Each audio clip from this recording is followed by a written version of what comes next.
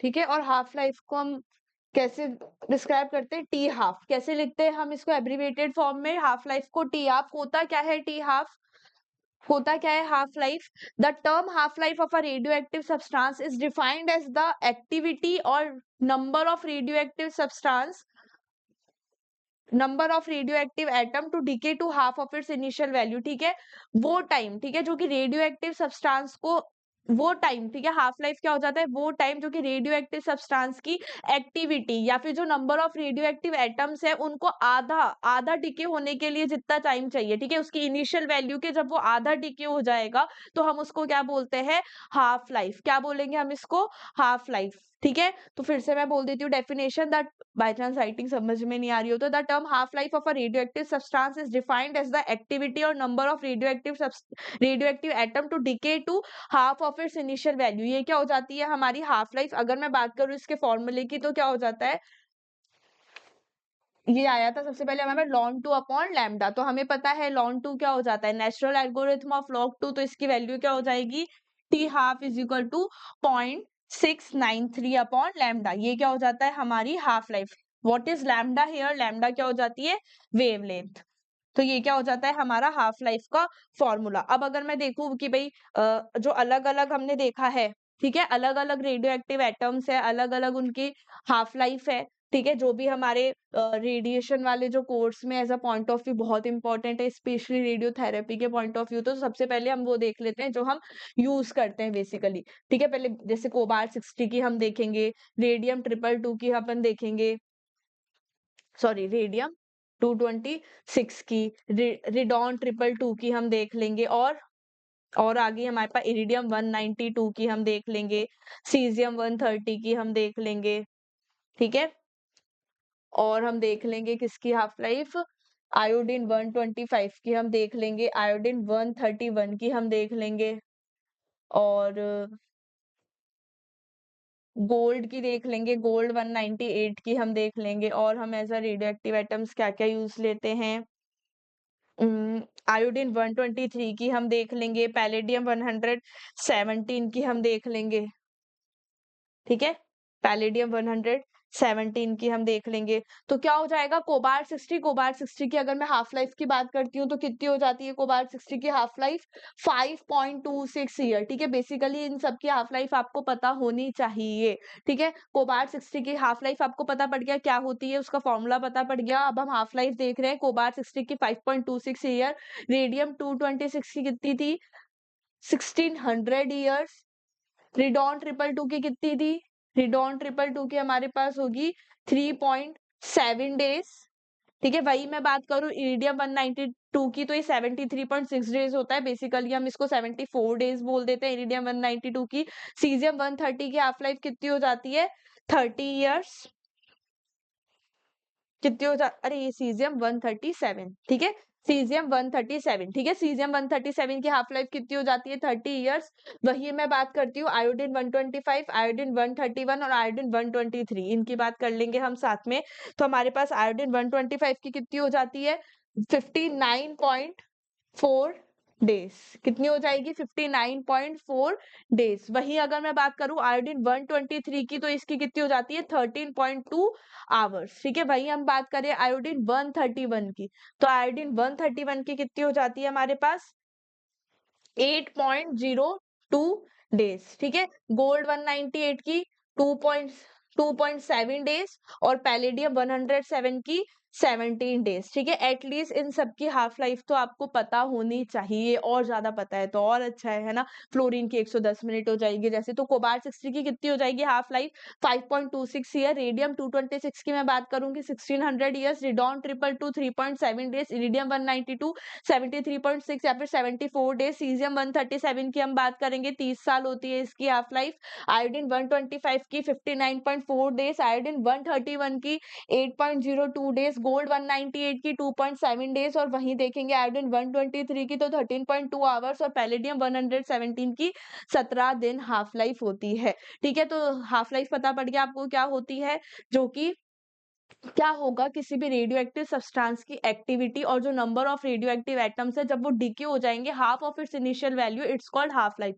वही मैं देखूंगी क्या फॉर्मूला इसका, तो क्या हो जाएगा टी हाफ हो जाएगा 0.693 अपॉन लैम्डा, 0.693 अपॉन लैम्डा। तो क्यों ना मैं आपको हाफ वैल्यू लेयर बताने से पहले एक और टर्म देख लेते हैं हम, मीन लाइफ और एवरेज लाइफ क्या होती है।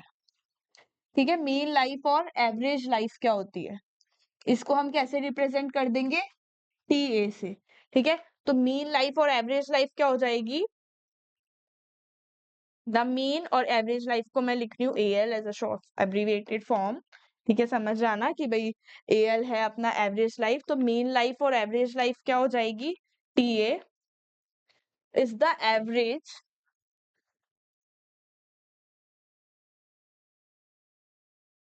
जो एवरेज लाइफ टाइम होती है किसकी,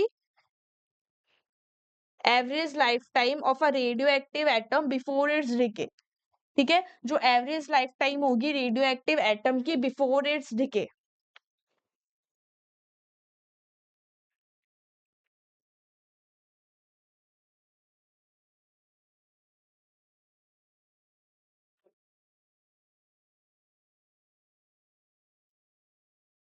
ठीक है, तो ये क्या हो जाती है हमारी मेन लाइफ, मेन लाइफ क्या हो जाती है द मीन और average life is the average life time of a radio active atom before it decay. ठीक है, किसी भी रेडियो एक्टिव एटम का डिके होने से पहले जो उसकी एवरेज लाइफ है वो उसको हम क्या बोल देंगे मेन लाइफ या फिर एवरेज लाइफ। ठीक है, एज अ बेसिक टर्म आपको ये टर्म्स पता होने चाहिए, that's why I am explaining. अगर हम बात करें इसके फॉर्मूले की तो ये क्या हो जाता है 1/लैम्डा, और वही मैं देखूं कि भाई एवरेज मीन लाइफ और हाफ लाइफ का क्या कोरिलेशन होता है, तो इनका क्या हो जाता है T A is equal to 1.44 T half. ठीक है, ये फॉर्मूला हम यूज कर सकते हैं इनका रिलेशन बताने के लिए। भाई एवरेज लाइफ या फिर मीन लाइफ और हाफ लाइफ के बीच का क्या कोरिलेशन हो जाता है, क्या होता है 1.44 इंटू टी हाफ। ठीक है, ये अगर हमें हाफ लाइफ पता है तो उससे हम एवरेज मीन लाइफ निकाल सकते हैं इस फॉर्मूले से। ठीक है, तो हम हमारे नेक्स्ट पॉइंट पे चलते हैं। नेक्स्ट पॉइंट क्या है हमारा, that is half value layer।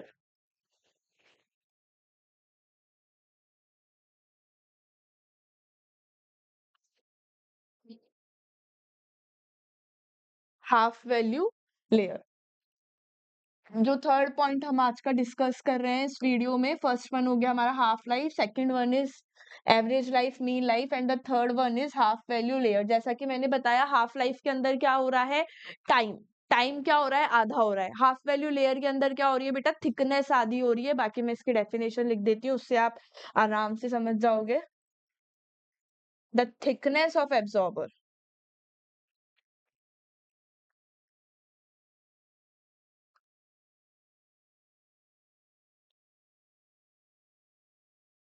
Needed या फिर रिक्वायर्ड,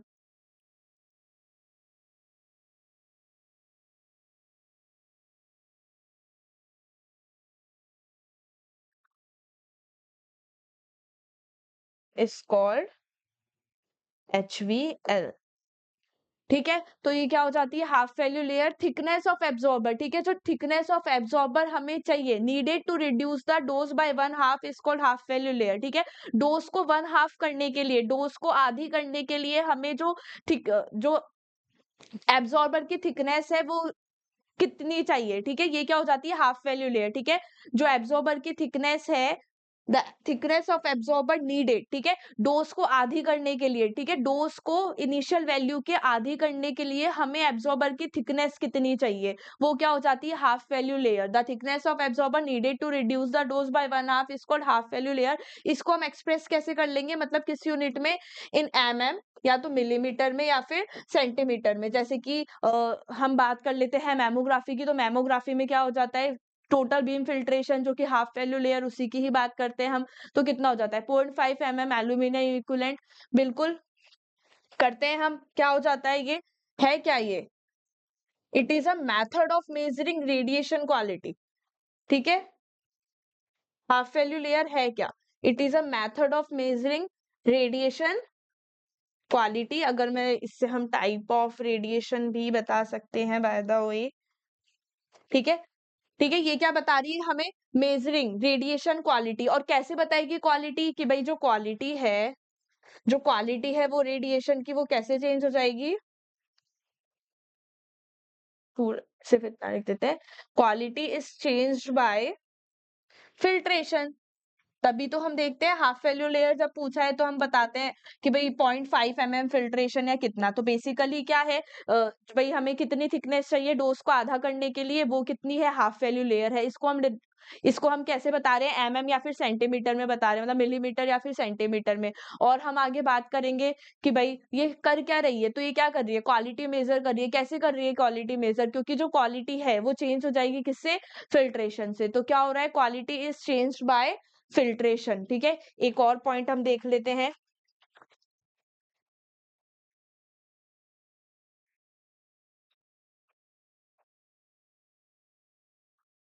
एटॉमिक नंबर जेड लिख देती हूँ। जेड क्या है हमारा, एटॉमिक नंबर।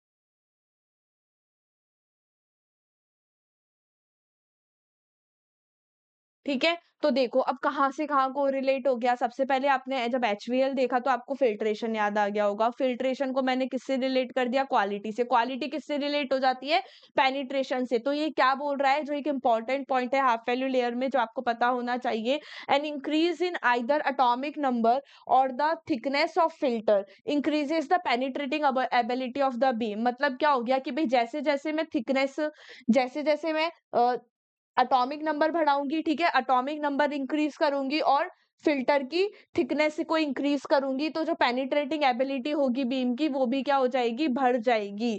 ठीक है, जैसे जैसे हम इंक्रीज करेंगे या तो एटॉमिक नंबर या थिकनेस ऑफ द फिल्टर, तो पेनिट्रेटिंग एबिलिटी भी जो होगी बीम की वो बढ़ जाएगी।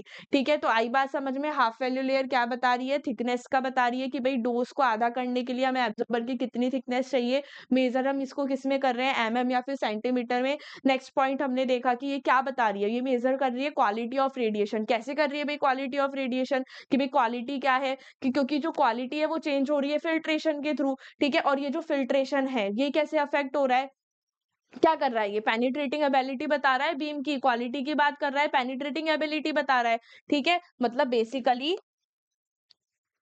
बेसिकली क्वालिटी को ही बता रहा है। क्या हो रहा है कि अगर मैं एटॉमिक नंबर में इंक्रीमेंट करूंगी या फिर मैं फिल्टर में इंक्रीमेंट करूंगी, तो जो इसकी क्वालिटी है, जो पेनिट्रेटिंग एबिलिटी है बीम की, वो भी क्या हो जाएगी, इंक्रीज हो जाएगी, ठीक है। एक और इम्पोर्टेंट पॉइंट जो हम देख लेते हैं,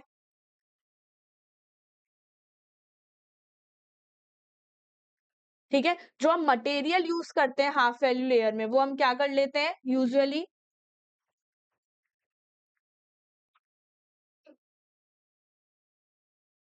यूजुअली कॉपर, लेड,